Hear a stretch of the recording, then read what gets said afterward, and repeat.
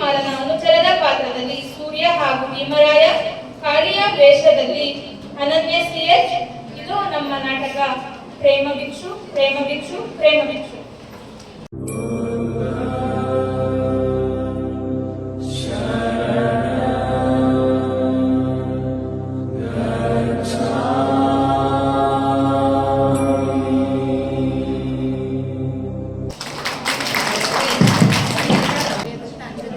ಮೊದಲನೆಯ ದೃಶ್ಯ.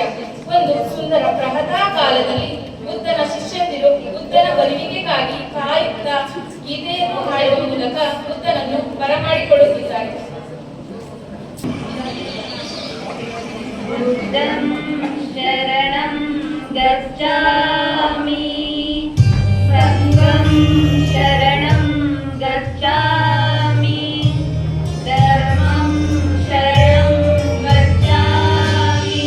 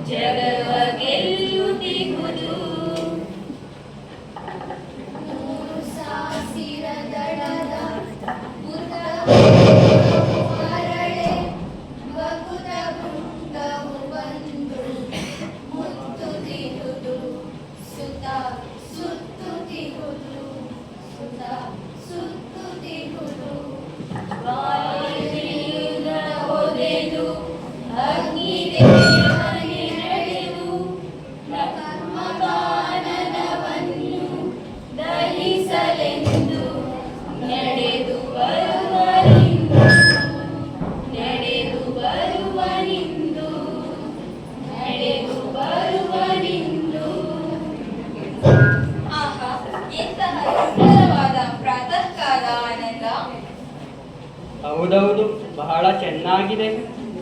ಅಂತರಂಗದ ಶಾಂತಿ ಬಹಿರಂಗದಲ್ಲಿ ಅರಳಿ ಜಗದ ಮಾಯೆಗೆ ನೀನೆ ತಿಳಿದು ಚಿತ್ತಕಾನಂದವನ್ನು ಆನಂದ. ನೋಡಿ ಸ್ನೇಹಿತರೆ, ನೋಡಿ ಹೂ ಅರಳಿ ಬೀಸಗಾಳಿಗೆ ಮೈಯೊಡ್ಡಿ ಬೆಳಗುತ್ತಿರುವ ಬಳ್ಳಿಯನ್ನು ನೋಡಿ. ನೋಡಿ ಆ ಹಕ್ಕಿಗಳು ಅದರ ಮೇಲೆ ಕುಳಿತು ಉಯ್ಯಾಲೆ ಆಡುತ್ತಿವೆ. ಹಾಗೆ ಆ ದುಂಬಿಗಳ ಕಡೆ ನೋಡಿ, ಅವು ಹೂವಿನ ಸುತ್ತ ಸುತ್ತುತ್ತಿವೆ, ಸಂಸಾರದ ಸುತ್ತ ಸುತ್ತುವಂತೆ. ಆನಂದ, ಇದೇನು ಭಿಕ್ಷುಗಳೇ, ಇದೇನು ನೀವು ಇದುವರೆಗೂ ಧ್ಯಾನ ಮಾಡುತ್ತಿದ್ದೀರಿ ಎಂದು ನನ್ನ ಎಣಿಕೆ. ಹೂವಿನ ತುದಿಯಲ್ಲಿ ಹೂ ಅರಳುವಂತೆ ಧ್ಯಾನದ ಕೊನೆಯಲ್ಲಿ ಆನಂದ ಕಾಣಬೇಕು. ಆದರೆ ನೀವು ಭಯ ದುಃಖಗಳ ಪ್ರತಿಮೆಗಳಾಗಿದ್ದೀರಿ. ಏಕೆ ಹೀಗೆ ಮಾತನಾಡು ಆನಂದ. ಅಲ್ಲಿ ನೋಡಿ ಭಗವಾನ್. ಏನಾದರೂ ವಿಶೇಷವಿದೆಯೇ ಆನಂದ? ಕೋಟೆಯ ಕಡೆ ನೋಡಿ ಭಗವಾನ್. ಹೌದು, ಕೋಟೆಯ ಕಡೆ ನೋಡಿ ಭಗವಾನ್. ಓ ಹೌದು, ಎಷ್ಟೊಂದು ಜನ ಸೈನಿಕರು ನಿಂತಿದ್ದಾರೆ. ಅವರ ಶಿರಸ್ತ್ರಾಣ, ಗುರಾಣಿ, ಖಡ್ಗ, ಲೋಹದ ಕವಚ ಎಲ್ಲದರ ಮೇಲೂ ಸೂರ್ಯನ ಪ್ರತಿಬಿಂಬ ಬೀಳುತ್ತಿದೆ. ಎಷ್ಟೊಂದು ಜನ ಮರಿ ಸೂರ್ಯರು ಕಾಣುತ್ತಿದ್ದಾರೆ. ಅದೇಕೆ ಇಷ್ಟ ಜನ ಶ್ರಾವಸ್ತಿಗೆ? ಉಪಾಲಿ ಪ್ರಸೇನಜಿತನಿಗೂ ಬಿಂಬಸಾರನಿಗೂ ಏನಾದರೂ ಯುದ್ಧ ಆಗುವುದರಲ್ಲಿದೆಯೇ? ಇಲ್ಲ ಗುರುದೇವ, ರಾಜ ಪ್ರಸೇನನಿಗೆ ಯಾವ ರೀತಿಯಲ್ಲೂ ಯುದ್ಧವಿಲ್ಲ. ಅವನು ಶಾಂತಿ ಪ್ರಿಯ. ಮತ್ತೆ ಇಷ್ಟೊಂದು ಬಲವಾದ ಕಾವಲಿಗೆ ಕಾರಣವೇನು? ಗುರುದೇವ, ಅಂಗುಲಿಮಾಲ ಅಂಗುಲಿಮಾಲನೆಂಬ ಹೆಸರನ್ನು ಕೇಳಬಲ್ಲೆಯಾ ತಂದೆ? ಅದೇನು ಹೆಸರು ಮಗು? ಕಡಿದ ಕೈಬೆರಳುಗಳ ಮಾಲೆ ಧರಿಸಿದ ನೀನು? ಅದು ನಿಮಗೆ ತಿಳಿದ ಬಗೆ. ಎತ್ತರಿತೇನೆ ತಂದೆ. ಆನಂದ, ನಾನು ವಿನೋದಕ್ಕೆಂದು ಹೇಳಿದೆ, ಅದೇ ನಿಜವಾಯಿತೇನು? ಅವನು ಯಾರು, ಎಲ್ಲಿಯವನು? ಅವನೇಕೆ ಕಡಿದ ಕೈಬೆರಳುಗಳ ಮಾಲೆಯನ್ನು ಧರಿಸಿಕೊಳ್ಳುತ್ತಾನೆ?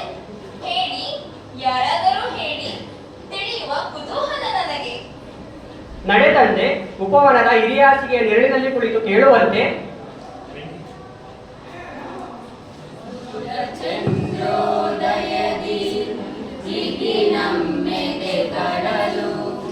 ಶಾಂತಿ ಶೀಘ್ರವನಿದೋ ಚೆಲ್ಲುತ್ತಿಗುದು ಜಗವ ಗೆಲ್ಲುತ್ತಿಗುದು ಜಗವ ಗೆಲ್ಲುತ್ತಿಗುದು ಬೆಳತಿಂಗಳಿನ ಹೊನಲು ಹರಿದು ಬರುತ್ತಿರುವುದು ಶುದ್ಧರೂಪಿ ಪರಮ ಶುದ್ಧರೂಪಿ ಪರಮ ಶುದ್ಧರೂಪಿ ಪರಮ ಅಡಿಯಲ್ಲಿ ಕುಳಿತಿರುವನು. ಬುದ್ಧನ ಸುತ್ತಲೂ ಶಿಷ್ಯರು ಕುಳಿತಿದ್ದಾರೆ. ಬುದ್ಧ ಶಿಷ್ಯರ ಬಳಿ ಅಂಗುಲಿಮಾಲನ ಬಗ್ಗೆ ಕೇಳುವ ದೃಶ್ಯ.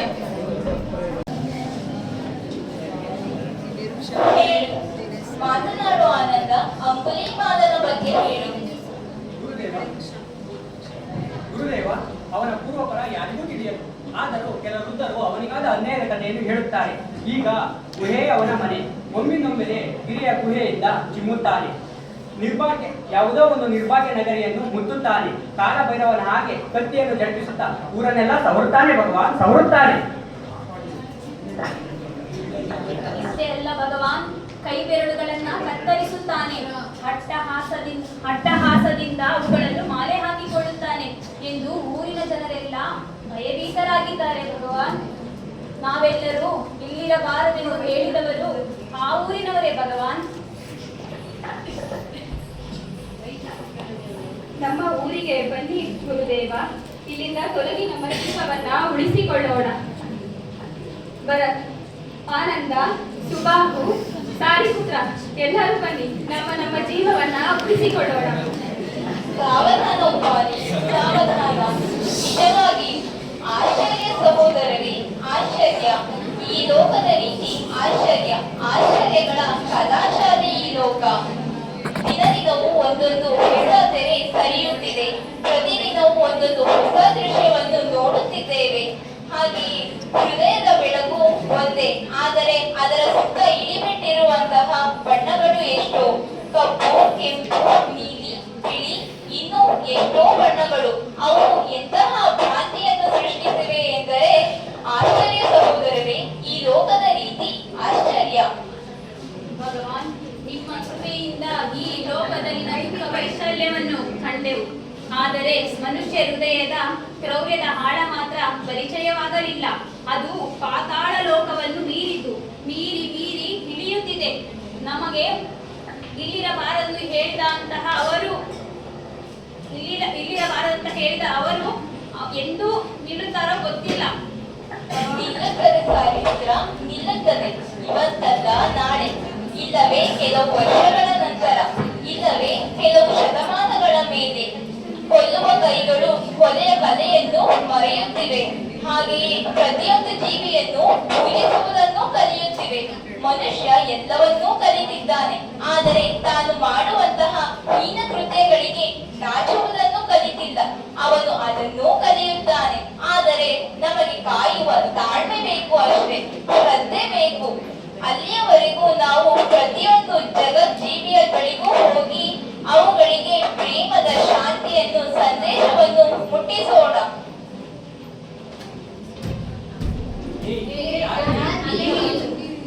ಸಾವಧಾನ ಶಿಷ್ಯರೇ, ತಾವು ಯಾರು? ತಮಗೆ ಏನಾಗಬೇಕು? ಹೇ ಗಂಡ ಸನ್ಯಾಸಿ, ಈ ಮಾತಿನ ನಯ ಸಾಕು. ಭಾರದ್ವಾಜ ಎಲ್ಲಿ ಬೊಗಳು? ಯಾರು? ಮೊನ್ನೆ ತಾನೇ ಪ್ರಪಂಚವನ್ನು ಸ್ವೀಕರಿಸಿದನಲ್ಲ, ಅವನೇ? ಹೌದು, ಅವನೇ. ನಿನ್ನ ಮಾತು ಕೇಳಿ ಹಾಳಾಗಿ ಮನೆ ಮಠ ಬಿಟ್ಟು ಬಂದಿದ್ದಾನೆ. ಹೆಂಡತಿಯ ಬಾಯಿಗೆ ಮಣ್ಣು ಹಾಕಿದ ನನ್ನ ಬಂಧು ಅವನು. ತಮ್ಮ, ಮೊದಲು ತಮ್ಮ ಹೆಸರು ಹೇಳಿ. ಹೇ ಚಂಡಾಲ, ನನ್ನ ಹೆಸರು ನಿನಗೆ ಯಾಕೋ? ಹೋಗಲಿ, ಕೇಳಿ ಹಾಳಾಗು. ನನ್ನ ಹೆಸರು ಭಾರದ್ವಾಜ. ಅವನೆಲ್ಲಿ ಹೇಳು? ನಿನ್ನ ಹಾಗೆ ಅವಲಕ್ಷಣ ಮಾಡಿಕೊಳ್ಳದಿದ್ದರೆ ಅವನ ಜಡೆ ಕೂದಲನ್ನು ಎಳೆದು ಹೋಗುತ್ತೇನೆ. ಇಲ್ಲವಾದರೆ ತಲೆಗೆ ಮೊಟಕಿ ಬೆನ್ನಿಗೆ ನೂಕಿಕೊಂಡು ಗುದ್ದಿಕೊಂಡು ಹೋಗುತ್ತೇನೆ. ಅವನೆಲ್ಲಿ ಹೇಳು? ನೀನೊಬ್ಬ ಗುರು, ಅವನೊಬ್ಬ ಶಿಷ್ಯ. ಅಯ್ಯೋ ಪಾಪಿ. ಬಂದು ಭಾರದ್ವಾಜ, ಮೊದಲು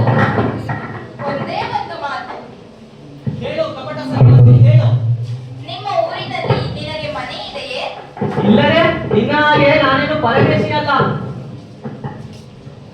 ನಿಮ್ಮ ಮನೆಗೆ ಆಗಾಗ ಯಾರಾದರೂ ಅತಿಥಿಗಳು ಬರುವುದುಂಟೆ? ಬರದೇ ಏನು, ಹಿಂಡೆ ಬರುತ್ತಾರೆ. ಅವರು ಬಂದಾಗ ಅವರಿಗೆ ನೀವು ಹಣ್ಣು, ಹಾಲು ಅಥವಾ ಇನ್ನೇನಾದರೂ ಆಹಾರ ಕೊಡುವುದುಂಟೆ? ಕೊಡದೆ ಕೊಟ್ಟು ತಿಂದು ತೇಗಿದ್ದರೂ ಉಂಟು.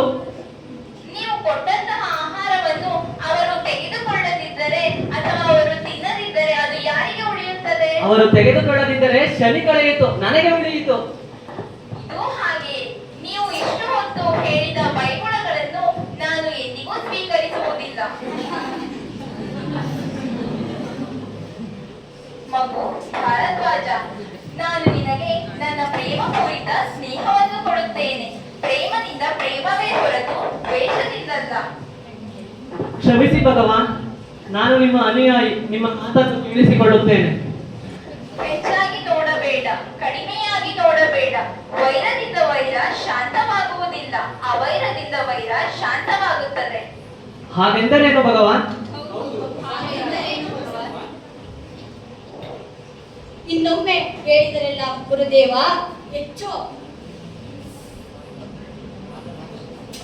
ಹೆಚ್ಚು ನೋಡಬೇಡಿ, ಕಡಿಮೆ ಮಾಡಕೂಡದು. ಶಾಂತರಿಂದ ಶಾಂತ ವೈರವಾಗುವುದು.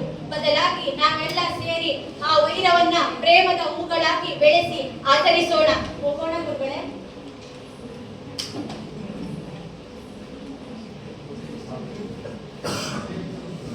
ಸುಬಾಹು, ಹೌದು ಸುಬಾಹು, ಹೌದು. ಹೋಗು, ನನ್ನ ಭಿಕ್ಷಾ ಪಾತ್ರೆ ಕಮಂಡಲ ತಾ. ಅಂಗುಲಿಮಾಲ ಇರುವ ಕಡೆಗೆ. ತಥಾಗತ, ನೀವು ಅಂಗುಲಿಮಾಲನನ್ನು ನಾನೆಂದು ತಿಳಿಬೇಡಿ. ನಾನಾದರೂ ಬೈದು ನಿಮ್ಮ ಜೀವವನ್ನು ಉಳಿಸಿದೆ. ಅಂಗುಲಿಮಾಲ ಒಂದೇ ಏಟಿಗೆ ನಿಮ್ಮನ್ನು ಮುಗಿಸಿ ಬಿಡುತ್ತಾನೆ. ನಿಮ್ಮ ಜೊತೆ ನಾನಿದ್ದರೆ ನನ್ನ ಕಥೆ ಅಷ್ಟೇ. ನಾನು ನಿರ್ಧಾರ ಮಾಡಿಯಾಗಿದೆ. ನಾನು ಹೋಗುತ್ತೇನೆ.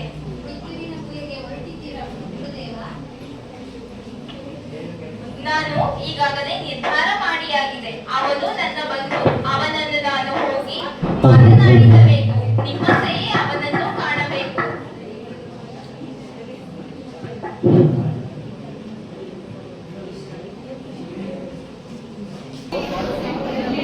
ಮೂರನೇ ದೃಶ್ಯ. ಬುದ್ಧನು ಅಂಗುಲಿಮಾಲನ ಬಳಿ ಹೋಗುವ ನಿರ್ಧಾರ ಕೈಗೊಂಡ ನಂತರ ರಾಜನ ಆಗಮನ.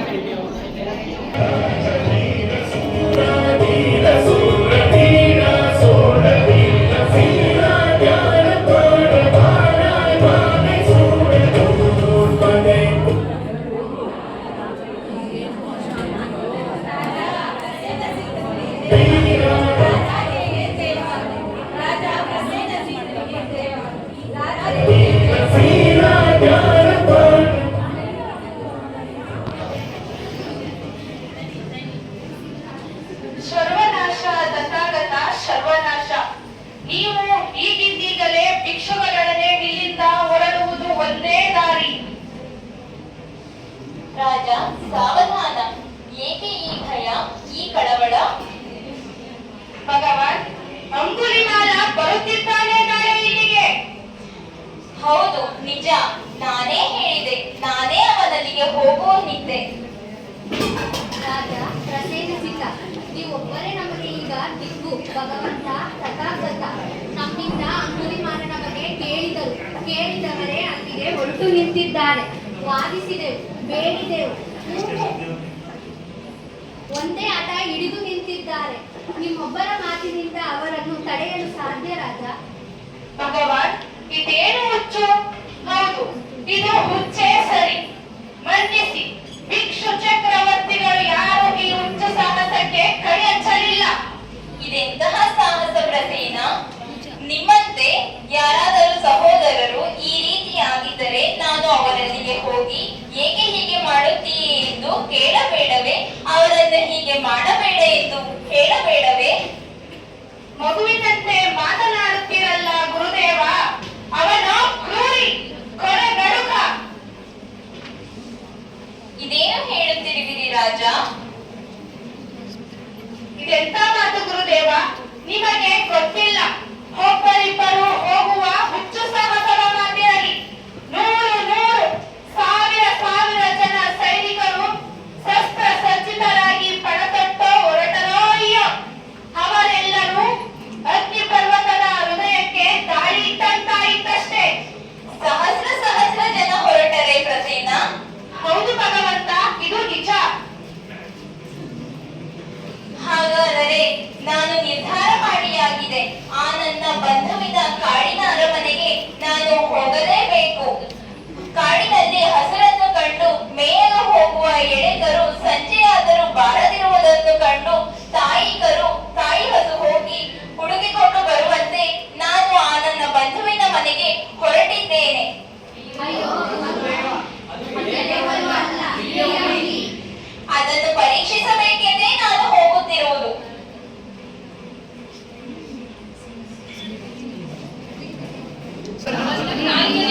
ಅಂಗುಲಿಮಾಲ ಹಾಗೂ ಅವನ ಸಹಚರರು ಆರ್ಭಟದ ಧ್ವನಿಯೊಂದಿಗೆ ಗುಹೆಯ ಬಳಿ ಇರುವ ಕಾಳಿ ದೇವಿ ಸನ್ನಿಧಿಗೆ ಆಗಮಿಸುವರು.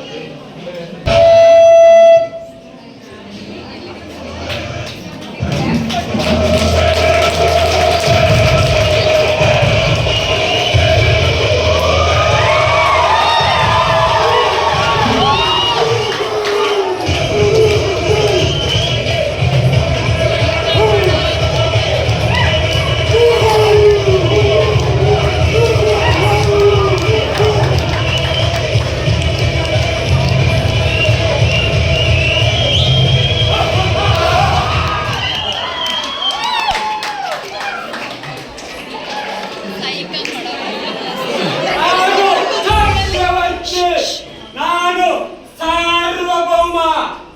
ಹೇಳು ಬಲಿದಾಸ, ನೀನು ಹೇಳಬೇಕಾಕ್ಷ, ಇದು ನಿಜ ಹೌದು ಅಲ್ಲವೋ? ಹೌದು ಒಡೆಯ, ಇವಾಗ ಹೇಳು. ಬರೀ ದೊರೆಯಲ್ಲವೋ ಮೂರ್ಖ? ನಾನು ಚಕ್ರವರ್ತಿ ಸಾರ್ವಭೌಮ. ಜನರು ರಾಜನ ಹೆಸರನ್ನು ಕೇಳಿದರೆ ಎದುರುತ್ತಾರೆ, ಆದರೆ ರಾಜನಾದವನು ನನ್ನ ಹೆಸರನ್ನು ಕೇಳಿದರೆ ಕರಗಳನ್ನು ನಡುಗುತ್ತಾನೆ.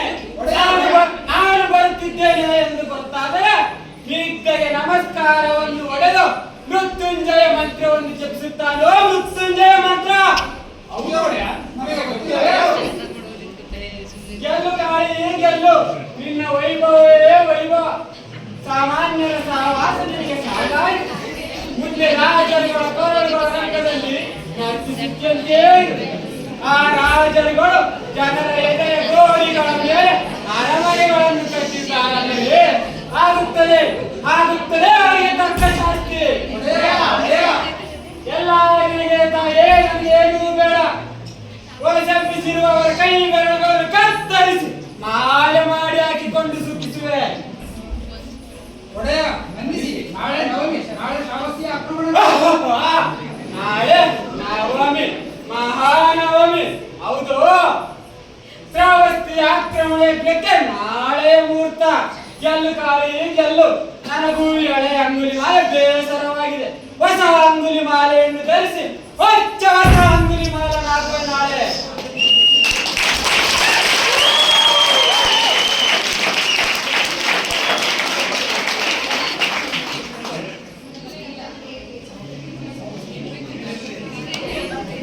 ಬೈಲಾಸ, ಏಕಾಕ್ಷ, ಗಮನವಿಟ್ಟು ಕೇಳಿ. ಏನು ಇತ್ತ ಕಡೆಗೆ ನಡೆದು ಬರುವಂತೆ ಕೇಳುತ್ತಿದೆ ಅಲ್ಲ? ಹೌದು ಒಡೆಯ, ಯಾರೋ ನಡೆದು ಒಂದು ಕಡೆಗೆ ಬರುತ್ತಿದೆ. ಬೆಂಕಿ ನಡೆದು ಬರುವಂತೆ ಇದೆ ಅಲ್ಲ? ಬೆಂಕಿಯ ಮುಖ ಇಲ್ಲಿ ಕಾಡನ್ನೆಲ್ಲ ನುಂಗುವಂತೆ ಕಾಣುತ್ತಿದೆ ಅಲ್ಲ? ಬೆಂಕಿಯಲ್ಲ, ಏನಲ್ಲ ಒಡೆಯ, ಪ್ರಾಣಿ, ನರಪ್ರಾಣಿ ಈತ ಕಡೆಗೆ ಬರುತ್ತಿದೆ. ನರ ಪ್ರಾಣಿ ಈ ಕಡೆಗೆ ಹೇಗೆ ಬರುತ್ತಿದೆ? ನಮಗೆ ಗೊತ್ತು ಒಡೆಯ. ಏನೋ ಮೂರ್ಖರೇ, ಅದಲ್ಲ ನನ್ನ ಮಾತಿನ ಅರ್ಥ. ಇಷ್ಟು ಹೊತ್ತಿನಲ್ಲಿ ಒಬ್ಬನೇ ಈ ಕಡೆಗೆ ಏಕೆ ಬರುತ್ತಿದ್ದಾನೆ? ಬದುಕುವವನಿಗೆ ಬೇಸರವಾಯಿತು ಅಥವಾ ಹಾಗೆ ಸಾಯಬೇಕೆಂದಿದ್ದರೆ ಅವನಿಗೆ ಬೇರೆ ದಾರಿ ಇರಲಿಲ್ಲವು. ಒಡೆಯ, ಈ ಪ್ರಾಣಿ ರಾಜ್ಯ ಪ್ರಸಿದ್ಧಿ ಕಳಿಸಿರುವ ಗೂಢಾಚಾರರು. ಹಾಗಿದ್ದರೆ ಪ್ರಸೇನ ಬೃಹಸ್ಪತಿಯೇ ಸರಿ. ಓ, ಇದು ನಿಜವಾಗಿದ್ದರೆ ಏನೇನು ಸಾಮಾನುಗಳು ಎಂದು ತಿಳಿದುಕೊಂಡು ಬರಲು ನರಿಯು ಬಸವನನ್ನು ಕಳುಹಿಸಿದಾಗಾಯಿತು.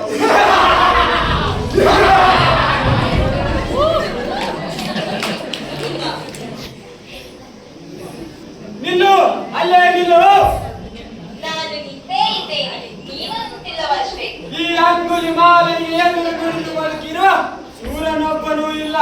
ಅಲಾಯ್ ಕುഞ്ഞി, ನನ್ನ ಮಾತನ್ನು ಮೀರಿದರೆ ಸಾವೇ ಶಿಕ್ಷೆಯು. ಓ, ನೀನೇ ಅಂಗುಲಿಮಾಲ. ನಿನ್ನನ್ನೇ ಅರಸುತ್ತಾ ಬಂದದ್ದು ನಾನು ಶ್ರಾವಸ್ತಿಯ ಪವನದ ಹಿರಿಯ ಸುಗೆನರಳಿಂದ. ಏನಂದೆ? ಸಾವಸ್ತಿ ದೊಡ್ಡ ಅರಳಿ ಮರವಂತೆ ನಡೆದುಕೊಂಡು ಬಂತೆ ಇಲ್ಲಿಯವರೆಗೆ. ಯಾರು ನೀ ಸನ್ಯಾಸಿ? ನಿನ್ನ ಕಣ್ಣುಗಳಲ್ಲಿ ಕಡಲುಗಳು ಉರುಳುತ್ತಿವೆ, ಕಾಣದಿಯ ಯಾವುದೋ ಲೋಕಗಳು ಹರಳುತ್ತಿವೆ. ಎಲ್ಲವೂ ಬರಿಯ ಭ್ರಾಂತಿಯು ಕಂದ. ಕಂದ ಕಂದ ಹೊಸತನಗೆ ಈ ಮಾತಿನಂದ. ಹೊಸತು ಅಳತೆಲ್ಲವೂ ಬರಿಯ ಭ್ರಾಂತಿಯು ಕಂದ. ಓ ಸನ್ಯಾಸಿ, ಹೊಚ್ಚ ಹೊಸ ಅನುಭವ ನೀಡುತ್ತೀಯಾ ನೀನಾರು? ಮಂತ್ರವಿದ್ಯೆ ನೈತ ಮಾಟಗಾರನು ನೀನು. ಹೌದು, ನಿಜ. ಪ್ರೇಮ ಮಂತ್ರವ ಜಪಿಸುವ ನಿಜದ ಬಲುವೆ ಸಾಧಕ ನಾನು. ಕಾಡು ನುಡಿ ನುಡಿಯದಿರು, ಓ ಸನ್ಯಾಸಿ ದಿಟ್ಟವ ನುಡಿ, ಆರಿತು ನುಡಿ, ಮೃತ್ಯುವಿನ ನೆಲೆಮನೆ ಹೋಗ್ತಿರುವೆ ನೀನು. ನಿಜ ಅಂಗುಲಿಮಾಲ, ನಾನು ಹೇಳುತ್ತಿರುವುದು ನಿಜ. ನಾನು ನಿನ್ನನ್ನೇ ಅರಸುತ್ತಾ ಬಂದುದು. ಮತ್ತೆ ಹೇಳುತ್ತೇನೆ ಕೇಳು. ನಿನ್ನ ಅಗತ್ಯ ನನಗೆ, ನನ್ನ ಅಗತ್ಯ ನಿನಗೂ ಇದೆ ಮಗು. ಏಕಾಕ್ಷ ಬಲಿದಾಸ, ಕೇಳಿಸಿಕೊಂಡಿರಾ ಈ ಸನ್ಯಾಸಿಯ ಮಾತನ್ನು? ಇವನ ಅಗತ್ಯ ನನಗೆ, ನಿನ್ನ ಕೈ ಬೆರಳುಗಳ ಅಗತ್ಯ. ತೆಗೆದುಕೋ ಹೊಸ ಅಂಗುಲಿಗಳನ್ನು. ಸಾಕು ಸನ್ಯಾಸಿ, ಸಾಕು, ನಿಲ್ಲಿಸು. ತಡೆಯಲಾರೆ ನಿನ್ನ ಈ ನುಡಿಯ ಮಂಜನು. ಇನ್ನು ನನ್ನ ಮೇಲೆ ಎಸೆದು ಮೂದಲಿಸದಿರು. ಬಂದ ಕಾರ್ಯವನ್ನೆಸಗೋ ಸನ್ಯಾಸಿ. ನೀನು ಗೆದ್ದಿರುವ ರಾಜ್ಯವೆಲ್ಲವ ಮೀರಿದೊಂದು ರಾಜ್ಯವ ನಿನಗೆ ತೋರಿಸಲೆಂದೇ ನಾ ಬಂದೆ. ರಾಜ್ಯವೇ? ಎಲ್ಲವನ್ನು ಮೀರಿರುವ ರಾಜ್ಯವೇ? ನಾ ಕಾಣದೆಯ ಒಂದು ರಾಜ್ಯವೇ? ಉತ್ತರಕ್ಕೆ, ದಕ್ಷಿಣಕ್ಕೆ, ಪೂರ್ವ ಪಶ್ಚಿಮಗಳಿಗೆ ದಿಗ್ವಿಜಯ ಯಾತ್ರೆಯನ್ನು ಮುಗಿಸಿ ಬಂದಿಯೇ ನಾನು. ನನ್ನ ಭಯವಾಳದೆಯ ನೆಲ ಉಂಟೆ ಭಿಕ್ಷು? ಇದೇ ಕಂದ. ದಾರಿ ತೋರ್ವೇನು? ಅದಕ್ಕೆಂದೇ ನಾ ಬಂದೆ. ನಾ ಬಲ್ಲೆ. ಅದಕ್ಕೆ ನಾ ಕೇಳಲೇ. ಮಂತ್ರವಿದ್ಯೆ ನರಿತ ಮಾಟಗಾರನು ನೀನು. ತ್ವರೆ ಮಾಡು ಸನ್ಯಾಸಿ, ಎಲ್ಲಿಯುವುದು ಆ ರಾಜ್ಯ? ತಿಳಿಸುವೆನೇ ಗೆಳೆಯ ಅಂಗುಲಿಮಾಲ. ಆದರೆ ನಾ ಕೇಳುವ ಕಜ್ಜವದು ಸಾಧ್ಯವೇ ನಿನಗೆ? ಸಾಧ್ಯವೇ? ಏನಿದು ನೀನು ಆಡುವ ಮಾತು? ಸಾಧ್ಯವೇ? ಒಂದು ಪರಿವರ್ತನೆಯಿಂದ ಕಿತ್ತೆಸೆ ಆ ನಿನ್ನ ಅಂಗುಲಿಮಾಲೆಯನ್ನು, ಆ ಯಮಪಾಶವನ್ನು.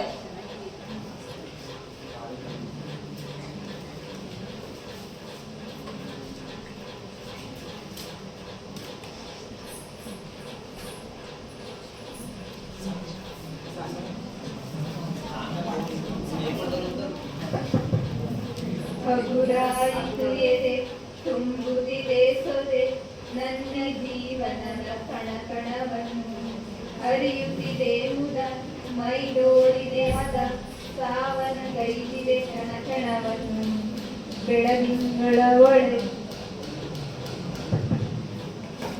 ಕಾಣದೆಡೆಯಡೆ ಎದೆಯಿಸಿ ತೊಳೆ ದಾರಿ, ಬಾಳನು ತುಂಬಿತು ಪಾವನ ಗೈದಿತು ನಿನ್ನೀ ದೇವ ಮನೋಹರ ಪ್ರೀತಿ.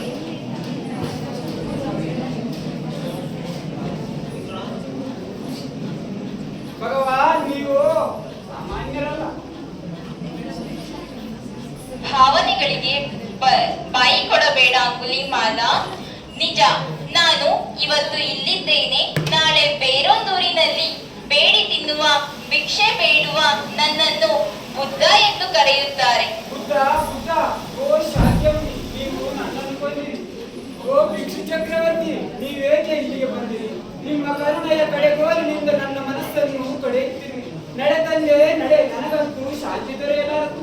ಅಶಾಂತನಾಗಬೇಡ ಅಂಗುಲಿಮಾಲ, ನಿನಗೆ ಶಾಂತಿ ದೊರೆಯುತ್ತದೆ. ಈ ಕಾಡನ್ನು ನೋಡು. ಈ ಕಾಡಿನಲ್ಲಿ ಮೊದಲು ಕತ್ತಲೆ ಕವಿದಿತ್ತು. ಹಾಗೆಯೇ ಈಗ ನೋಡು, ಅಲ್ಲಿ ಚಂದ್ರನ ಪ್ರತಿಬಿಂಬ ನುಡಿ ಬರುತ್ತಿದೆ. ಎಲ್ಲೆಲ್ಲೂ ಬೆಳಕು ಕಾಣುತ್ತಿದೆ. ನಿನಗೆ ಮೊದಲು ಏನೆನಿಸಿತ್ತು? ಈ ಕಾಡನ್ನೆಲ್ಲ ಕತ್ತಲು ನುಂಗಿ ಬಿಡುತ್ತದೆ ಎಂದಲ್ಲವೇ? ಆದರೆ ಈಗ ಚಂದ್ರನ ಪ್ರತಿಬಿಂಬ ಎಲ್ಲೆಲ್ಲೂ ಹರಡಿ ಎಲ್ಲೆಲ್ಲೂ ಬೆಳಕು ಆವರಿಸುತ್ತಿದೆ. ಹಾಗೆಯೇ ನಿನ್ನ ಮನಸ್ಸಿನಲ್ಲಿ ಕವಿದಿರುವಂತಹ ಕತ್ತಲೆಯೂ ಅಷ್ಟೇ. ಎಲ್ಲರ ಮನಸ್ಸಿನಲ್ಲಿಯೂ ಕತ್ತಲೆ ತುಂಬಿಕೊಂಡಿರುತ್ತದೆ. ಎಲ್ಲರ ನಿರ್ವಾಣಕ್ಕೂ ಚಂದ್ರೋದಯವೇ ಮೂಲ. ಆಗ ಎಲ್ಲರ ಹೃದಯದಲ್ಲಿಯೂ ಬೆಳಕೋ ಬೆಳಕು, ಬೆಳಕೋ ಬೆಳಕು. ನಿರ್ವಾಣಕ್ಕೆ ದಾರಿ ಯಾವುದು? ನಾನದನ್ನು ಪಡೆಯಬಲ್ಲೆ ತಂದೆ. ನೀವಂತೂ ನನ್ನ ಬದುಕನ್ನು ಬದಲಿಸುವಂತೆ ಕಾಣುತ್ತೀರಿ. ನನ್ನ ಬಾಳನ್ನು ನಿಮ್ಮ ಮುಂದೆ ಹಾಸುತ್ತೇನೆ, ನೀವು ಅದರ ಮೇಲೆ ನಡೆಯಿರಿ. ಭಾವನೆಗಳಿಗೆ ಬಾಯಿ ಕೊಡಬೇಡ ಅಂಗುಲಿಮಾಲ. ಇಲ್ಲಿ ಗುರು ಎಂದಾಗಲಿ ಶಿಷ್ಯ ಎಂದಾಗಲಿ ಯಾರೂ ಇಲ್ಲ. ನಾನು ನಡೆದ ದಾರಿಯನ್ನು ನಿನಗೂ ತೋರುತ್ತೇನೆ. ಅದು ನಿನಗೆ ಸರಿ ಎನಿಸಿದರೆ ನೀನು ಆ ದಾರಿಯಲ್ಲಿ ನಡೆ. ಈಗಲೇ? ಇಂತೆಯೇ? ಹೌದು, ಈಗಲೇ.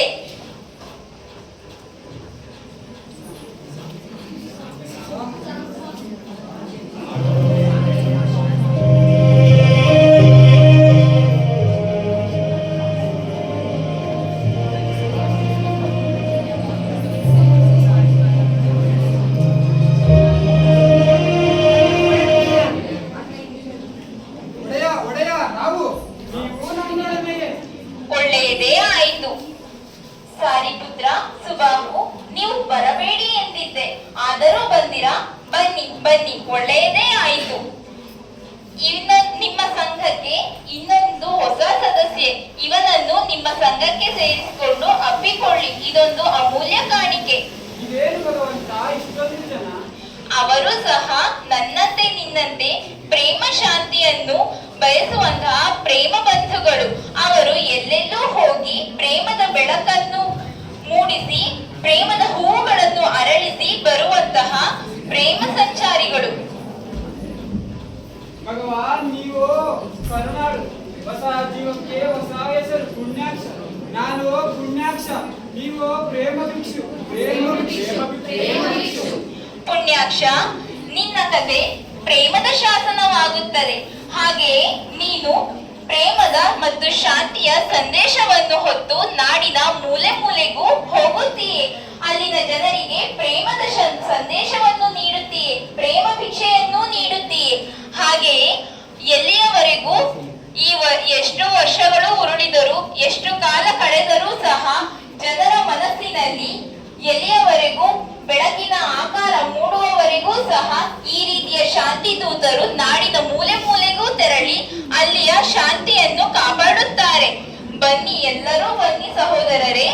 ಪ್ರೇಮದ ಈ ಜಗತ್ತಿನಲ್ಲಿ ತುಂಬಿರುವಂತಹ ದ್ವೇಷವೆಂಬ ಹೊಗೆಯನ್ನು ಹೋಗಲಾಡಿಸಿ ಪ್ರೇಮದ ಗಿಡವನ್ನು ನೆಟ್ಟು ಪ್ರೇಮದ ಹೂವುಗಳನ್ನು ಅರಳಿಸೋಣ. ಶರಣಂ ಗಚ್ಚ